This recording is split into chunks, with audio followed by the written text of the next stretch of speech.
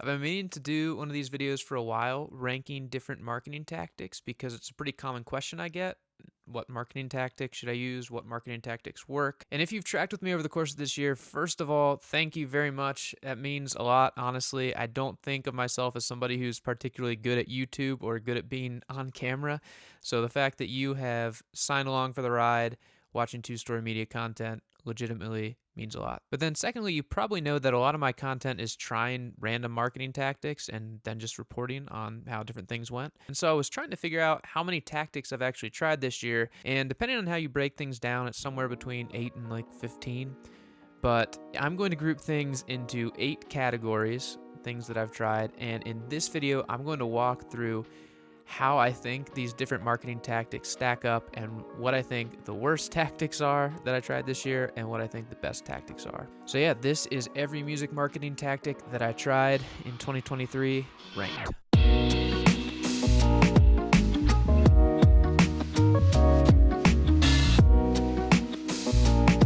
All right, 2 caveats before we get into the ranking of the tactics. First of all, this is incredibly subjective, by which I mean it's just my list. I am just one person. Some of these tactics only tried one campaign or just did a very small budget or whatever. So I'm not saying that because my experience with a tactic was bad, that the tactic itself is awful. So very subjective in that way. And then secondly, and maybe even more importantly for the purposes of this video, you use different tactics in pursuit of different goals. So it's hard to say that a tactic in pursuit of one goal is better or worse than a tactic that is in pursuit of another goal. They're more just like different tools in the toolbox. I guess I'll use that analogy. And so part of this ranking, I guess, includes how worthy I think different goals are. So pretty much what this boils down to is that the list is totally and completely subjective, but you still might find it interesting, and you might find my top tactics surprising. So with that said, let me present to you tactic number 8. My least favorite tactic that I did this year was PR. Traditional PR. So in Oh, case you didn't know, for the past 6 years, I actually ran my own PR agency doing press outreach for clients. And I actually shut that down at the beginning of 2023 just because I was very tired of PR as a tactic and as just kind of a thing that I was doing. I actually made a whole video that goes into all the reasons that I stopped doing PR, but I basically felt like it was very time consuming. It required a lot of my time, it required a lot of coordination with artists, and it wasn't incredibly impactful. So a lot of artists would come in with this idea that if they got covered in a music blog or a music magazine, that would be a big boost to getting in front of new fans.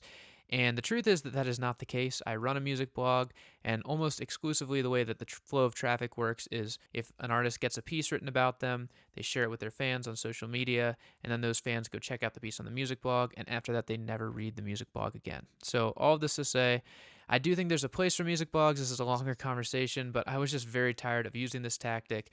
And after getting some press coverage for a friend at the beginning of this year, I was like, I am just done with doing this for myself.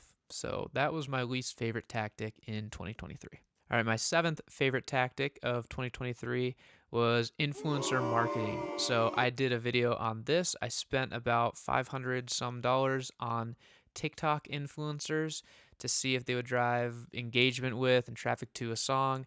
And I basically got a bunch of videos that met the requirements of what I had paid for, but that really didn't drive much engagement. It was mostly influencers just kind of like doing their thing while the song played unrelatedly in the background. So, again, this is subjective. Obviously, influencer marketing can work. I know that you can list examples of where it's worked. I'm just saying for me, the way that I set it up and my experience with it, it was about $500 down the drain, and I just kind of felt weird doing it the whole time. All right, my 6th favorite tactic this year was running meta ads for Instagram followers. So I'm breaking this out from another form of meta ads, which I will save for later in the video, but running ads specifically with the purpose of getting more social followers. And I think this is mostly because I didn't quite figure out how to crack the code and to get a lot of followers coming in off of my meta ads. I'm actually interested in trying this again in the new year, but I basically spent like $1,000 and really didn't have all that much to show for it. So this was not one of my very favorite tactics. But I am a big believer that meta ads have potential. So maybe I'll have better luck next year. All right, number 5. Playlisting, Spotify playlisting specifically. So if you've watched this channel for any length of time, you've probably seen that video where I tried 16 different playlisting companies. I have tried other campaigns with playlisting companies since then. I've done a ton of playlisting this year, and it's fifth on the list, you'll notice, not first, not eighth, kind of in the middle. And that's because I really do think it works for a specific use case. It definitely drives streams. Obviously, the engagement is lower than what you will see with other means of promotion. And then there are just some kind of sketchy things with the ecosystem in general. So I do think playlisting has a place. I wrote a very, very detailed article about my opinions on it. I will put that in the link below this video. But yeah, definitely works for a certain use case, which is mostly to drive a ton of streams. All right, my fourth favorite tactic that I tried in 2023 was Spotify's on-platform advertising. So I'm lumping all of their tactics under one umbrella of on-platform advertising. You have Showcase, you have Marquee, and you have Discovery Mode, and I tried all three of those this year, and they all work to varying degrees. I would say my favorite was probably Showcase. It is the closest to something like Facebook or Meta ads for Spotify promotion, but it's actually on the platform, which is pretty cool. Discovery Mode, I have mixed feelings about. And then Marquee is also another cool tool, but to me, it has always seemed a little bit overpriced. Maybe that will continue to change over the next year. But I think it's cool just in general that Spotify is developing these platforms. And if you are looking for streaming growth, this is definitely a tool that should be in the toolbox because it's Spotify approved. Like Spotify wants you to be doing this stuff. So honestly, I didn't spend like a ton of money on these things and I didn't see huge numbers, but I do think that there's potential. All right, and now we're getting into my top 3 tactics that I tried in 2023. And number 3, you may or may not be surprised, is organic social media posting. I actually just ran a survey to my list asking what artists were doing to market their music, and overwhelmingly, the activity or tactic that was used by the most artists was organic social media. Basically, almost everybody is posting on social media, which kind of makes sense. It's proof of pulse. It's proof that you are a person. I'll be honest, I don't really love posting on social media myself. I don't love spending a ton of time there, but I do have an artist Instagram account for myself, and then I've obviously helped out clients with their social media over this year. And it just works. I mean, it's such a good way to present your brand, to present who you are, to give the behind the scenes look at what you're doing as an artist, and to just share the music too. So honestly, I could probably put this number 1 in terms of just importance in digital music marketing in 2023. But in terms of my favorite tactics, it's number 3, organic social media posting. And my second favorite tactic that I tried in 2023 was email marketing. By the way, if you are not on my music marketing newsletter, you should absolutely get on that. I'm a much better writer slash newsletterer than I am a YouTuber. So I'll put the link to that too in the description below. Now, you've probably heard other marketers sing the praises of email marketing.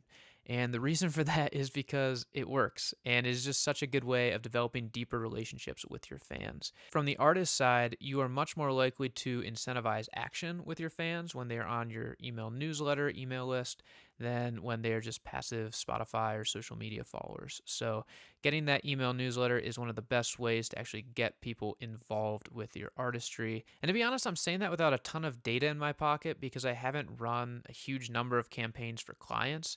But for myself and just anecdotally, it absolutely feels true. And man, it's just one of my favorite marketing tactics. All right, and my very favorite tactic that I used to market music in 2023 was meta ads for Spotify promotion.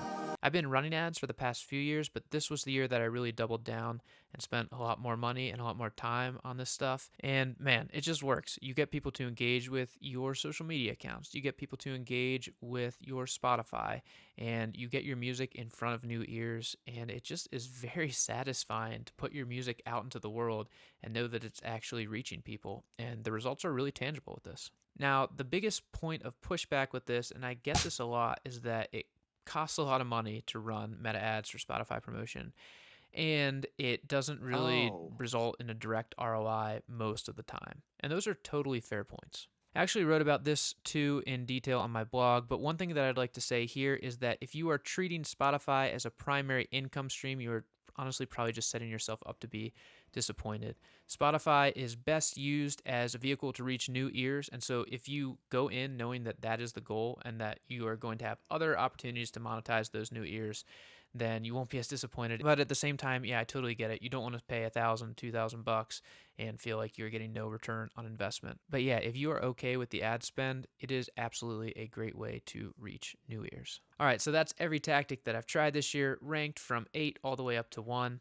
I would love to hear your thoughts. Have you tried different tactics? Have you tried these tactics? Would you rank things differently? Obviously, it's a very subjective list, but I hope it's helpful just as you think through how you want to market your own music right now and going forward into 2024. So I'll put a few videos on the screen here linking to my breakdowns of these different tactics. And as always, thanks for watching.